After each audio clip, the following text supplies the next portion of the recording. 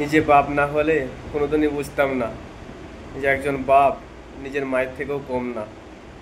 আর যে বাবা নিজে না খেয়ে সন্তানদের মুখে খাবার তুলে দেয়, এটা বাজারে গেলেও একটা খাবার কিনে খেতে গেলেও 10 বার ভাবে যে এই পয়সাটা যদি আমি খরচা করি, আমি যদি খাই, শেষ হয়ে যাবে, এই পয়সা রেখে দিই, আমার ছেলের জন্য এটা কোনো কাজে লাগবে, তার প্রাইভেটের মাইনে দিতে হবে, তার একটা জামা কিনে দিতে হবে।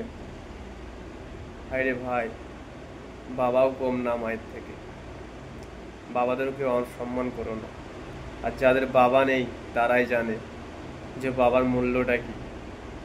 বট গাছের ছায়া যেরকম, ঠিক প্রতিটা বাবাও সেরকম।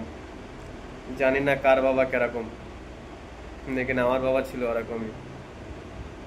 এখন বুঝতে পারছি যে বাপ না থাকলে দুনিয়ায় বট গাছের ছায়াটাও থাকে না।